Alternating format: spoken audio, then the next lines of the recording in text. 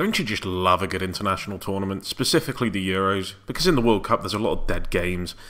It feels like every game in a Euros has some quality to it that keeps you watching and makes it interesting.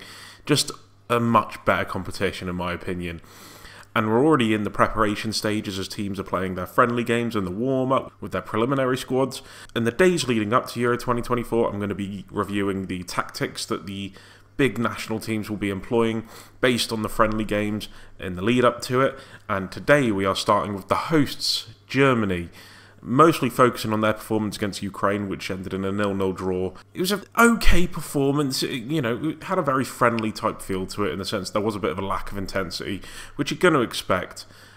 But I don't think the home advantage will do Germany any favours, personally. I think there's a lot of quality lacking at major areas of the pitch, and those are at the back and up top. A real lack of defensive quality to prevent them from keeping clean sheets against top level teams, which we're going to go over in a bit, and a real lack of finishing quality at the top end of the pitch that's going to really prevent them from winning games.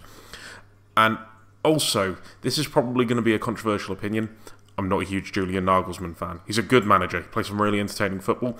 I don't get the hype around him that others put on him. I think there's a lot of weaknesses to the way he sets up teams that I think people give him a bit of an easier time for because he's a bit of a hipster's choice, and I feel like that's going to offend some people. But whatever, that's just my opinion. And we're going to go over why in detail. First, we're going to go over the in possession. So as you can see, Germany's main attacking shape is a 3-1-6, as you can see here, with Jonathan Tah and Anton as the two centre-backs, with Pascal Gross coming into this left centre-back position, leaving Andrić as the sole pivot in between defence midfield. Now, you think this role that Gross is fulfilling here is going to be replaced by Toni Kroos when he comes into the squad. Obviously, didn't play in the friendly game because of just recently winning the Champions League with Real Madrid.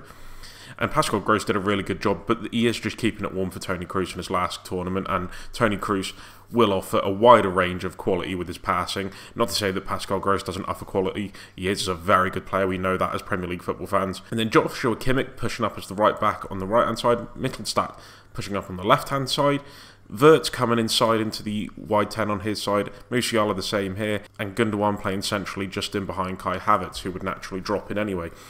And the big thing about Julian Nagelsmann's attacking system for Germany is the verticality within it. And it's the men forward, it's those constant vertical runs, and it's quick attacking play. They're not a possession-based team by philosophy or by style. They're a possession-based team by quality as opposed to the opposition they're playing. So against Ukraine, who are going to have less of the ball, Germany will just naturally have more as a result. And as I say, the verticality is important. It's the triangles in possession that they can create to quickly move the ball in between the lines. And typically, as Bayern are holding on to that possession, you'll see Gross pushing in alongside Andrić. You'll see Anton doing it the same on this side. And they'll look to progress the ball through the third. So what you'll do is you'll see maybe Wirtz come into this position here, and he'll form a triangle with Gross and Mittelstadt, which could then bring over Kai Havertz into this position to form another triangle. As you can see here, there's plenty of spaces for them to play through the Ukraine shape. Gross to Mittelstadt to Havertz to back to Wirtz. And then it opens the lane up for Gundogan to receive the ball, so Havertz can find that. Again, more triangles opening up. If Anton comes into this position, he's got the short option of Andrić, Musiala in the half space. So there's constant angles and ways for Germany to play through, and it's the constant little vertical passes. So let's just say if Gundogan receives it in this position here, back to Andrić, the midfielder comes across, Andrić plays it back to Musiala, and the main threat then offer in these positions from the wide 10 areas, Wirtz and Musiala are the ones starting, but Sane is going to be an option that's going to be used in these positions as well, is the dribbling ability in these tight spaces against low compact blocks to attack the back line and create chances. We know how good Musiala is in these tight situations through his dribbling ability, his ability to commit markers, take the ball past him. I will say we don't ever really see it as much for Germany as we do for Bayern Munich. The World Cup a couple of years ago, he was very poor. Levels dropped completely below that we see, and Wirtz is still relatively untested in the international stage, so we don't know yet if he can deliver. He's had a fantastic season for Bayer Leverkusen, who have obviously, as a club, had a fantastic season. But we need to see these players shine at the international stage. Sane the same.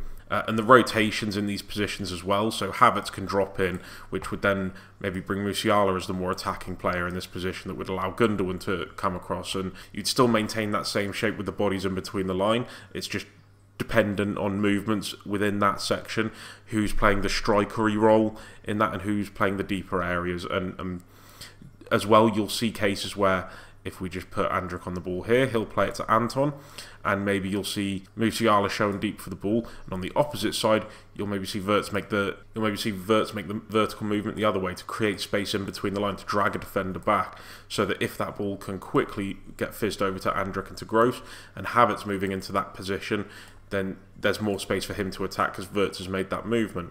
The subtlety of the movement sometimes is impressive. So if I just use Wirtz as an example in this situation, him dropping deep into this area obviously creates that space in his half space, but then Gundogan will make that slight little movement into the space that he vacated. So if he picks it up in this position, he can quickly move it back onto the player who's taken his role. You think because the player that was maybe marking that position was marking Wirtz, would get pulled out of it further up to try and stop him from getting on the ball. And it's the overload of the central areas, the movements within it that's the greatest threat, and the ability of Wirtz, Musiala, Gundogan and Havertz to then find the little diagonal runs in between defenders as a result to receive the ball and create goal-scoring opportunities. We didn't see it enough from them in the game against Ukraine. Their finishing quality let them down, their final ball.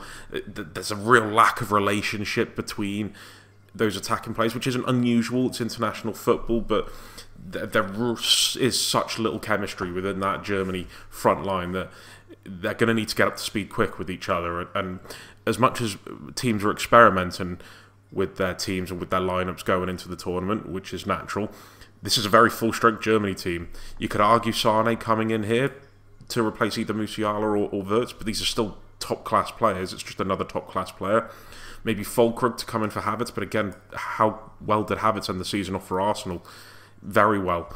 You get those vertical movements again when the ball goes out to the fullback, so Kimmich in this position will then ignite the movement from Musiala into this area here to receive it, either behind the opposition's line or making that quick little movement here to drag the defence back and then receive it to then take it inside onto his left foot. Weird that he went with Musiala on the right-hand side, where he's a very much right-footed player. He doesn't trust the use of his left foot a lot, so that when he was getting chances, similar to Wirtz as well, they were getting it in these areas here, which is easier for a keeper to deal with. If he's got that near post covered, he's got the defender marking him, it lessens the opportunity that he has to score. Whereas if he was on the other side and he had it cutting inside, then that naturally opens the goal up a bit more. He can use his wide range of technique, which maybe screams that Wirtz might not be playing, at least in the wide 10 roles. Does he maybe play in the central 10 role, and Gundogan either drops a little bit deeper out the team completely, and you have Sane playing on the right and Musiala on the left. So again, there's still balance issues that need to be sorted out.